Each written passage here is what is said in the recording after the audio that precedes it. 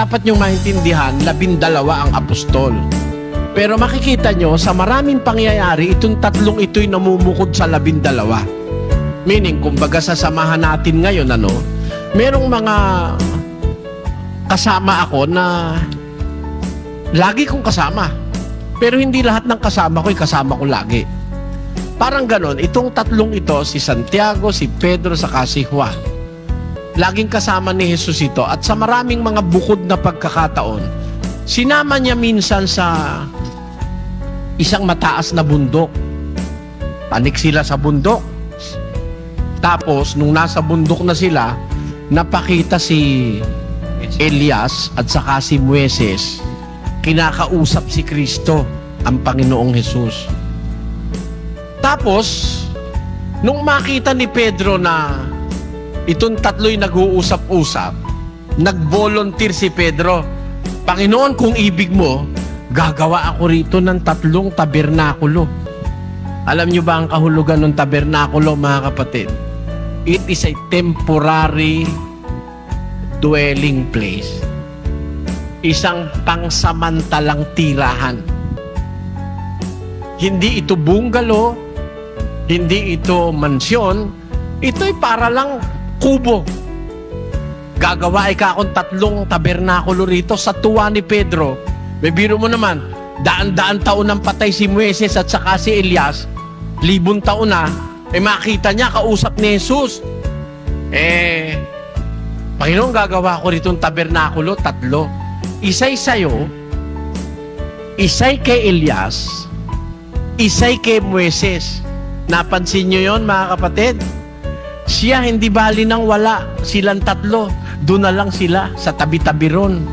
Igagawa niya na lang ng tabernakulo kasi siguro mapapagod siyang masyado pag 6 ang tabernakulong gagawin niya.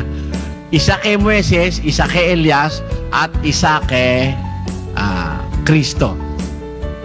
Napapansin niyo intensyon ni Pedro, mga kapatid? Ang intensyon niya, magtagalti sila ron. Kaya gagawa ang tabernakulo. Kasi kung sandali lang sila ron sa ibabaw ng bundok, ba't naman kakailanganin pa ang tabernakulo?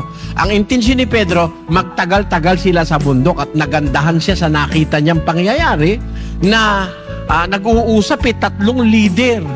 Si Moises leader, si Elias leader, si Kristo'y leader ng pananampalataya ng mga taong naglingkod sa Diyos mula ng una. Kaya gagawa ako rito, Panginoon, 3 tabernakulo. Isa kay Moises, isa kay Elias, isa sa'yo. Hindi natapos ni Pedro yung sinasabi niya. Samantalang nagsasalita pa si Pedro, narito ang isang tinig na mula sa alapaa. Presumably yun ang tinig ng Ama. Na nagsasabi, ito ang sinisinta kong anak na siya kong kinalulugdan.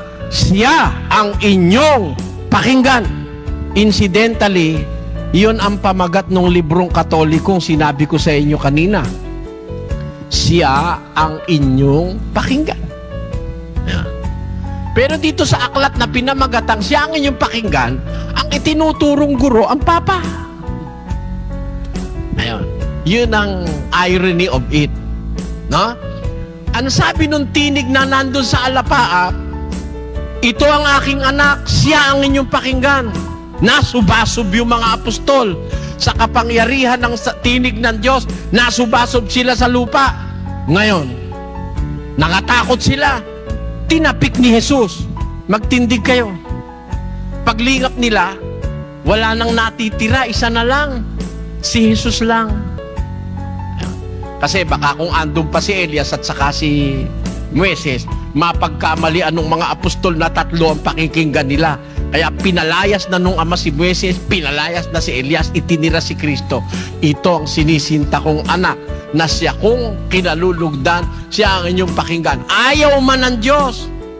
Ayaw ng Diyos na matupad yung sinabi ni Pedro na gumawa ng 3 tabernakulo para sila'y magtagal doon ng kahit kaunting panahon. Baka ma-impluwensyahan pa ni Elias at saka ni Moises ang pananampalatayang apostoliko.